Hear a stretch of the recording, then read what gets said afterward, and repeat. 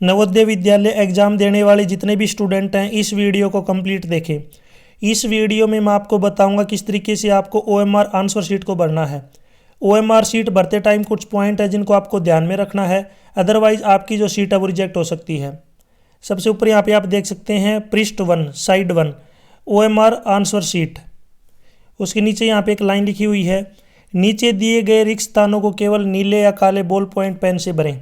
यानी कि आपको जो है केवल ब्लू और ब्लैक जो है बॉल पॉइंट पेन यूज़ करना है, जेल पेन आपको यूज़ नहीं करना है। उसके नीचे यहाँ पे आप देख सकते हैं अनुक्रमांक यानी कि रोल नंबर। इसमें कुछ इंपॉर्टेंट्स पॉइंट दिए गए हैं जिनको आपको जो है अच्छे से एक बार पढ़ लेना है। इसमें देखिए यहाँ पे दिया गया है, सबसे पहले परीक्षार्थी इस बात का ध्यान रखें कि प्रश्न पुस्तिका में छपा हुआ कोड और OMR उत्तर पत्रिका के पृष्ठ 2 में छपा हुआ कोड एक समान हो।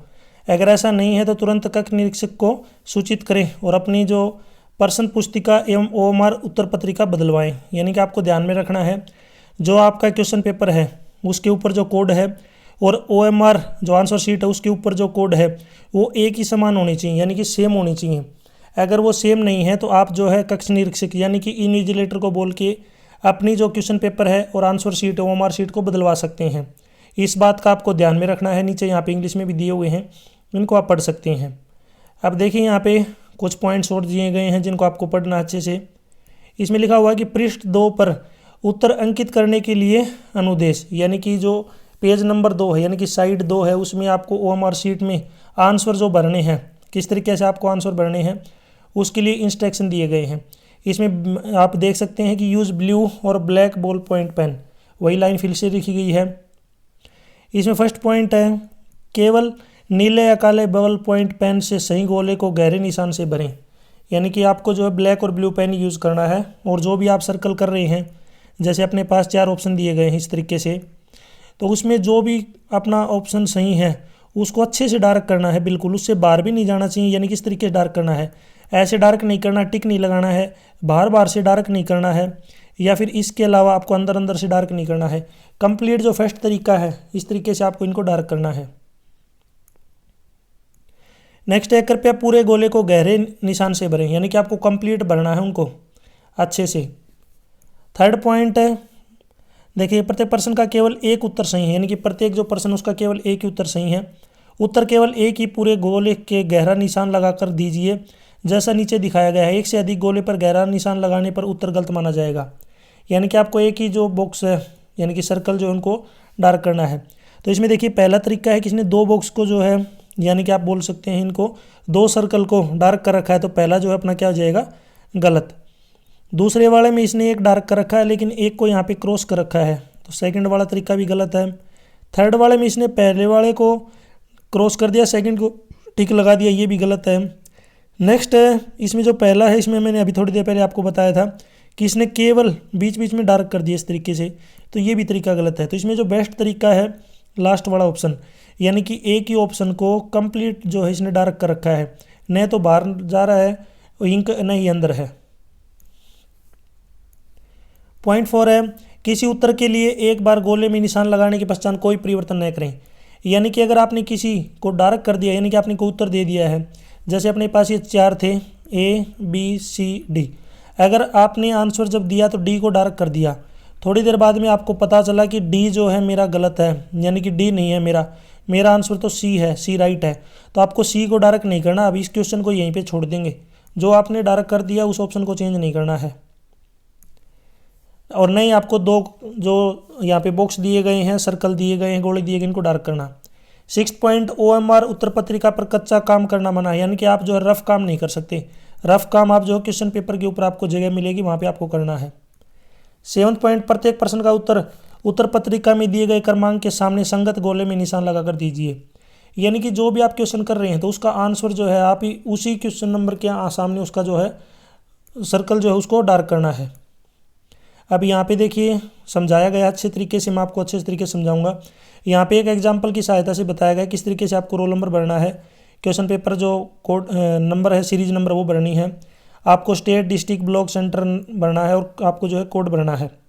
तो ये भरा हुआ है ऑलरेडी। अब आपको जो है यहाँ पे ब्लैंक दिया गया था, अब मैं आपको दिखाता हूँ किस तरीके से आपको भरना है। एक बार इसको आप अच्छे से देख लीजिए। रोल नंबर, प्रश्न पुस्तिका क्रमांक, आपको कैंडिडेट का नाम, फादर नेम, और नीचे आगे जो है बॉक्स दिया गया state, district, block, centre.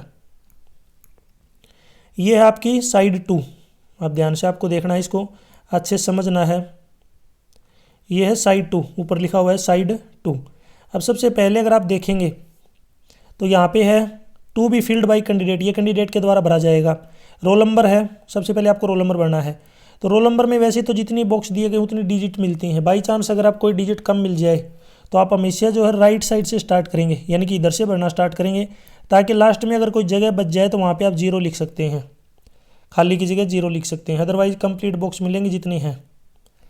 Next है, देखिए यहाँ पे आपको सभी बॉक्सेज में एक एक डिजिट लिख लेनी है, 1 7 3 2 6 0 9। लिखने के बाद अब 1 जो है उसी सीरीज में, उसी में नीचे की तरफ अगर आप चलेंगे तो जहाँ पे 1 है उसको आपको डार्क करना है, जैसे इसमें दिया गया है, आप देख सकते हैं इसको डार्क किया हुआ है।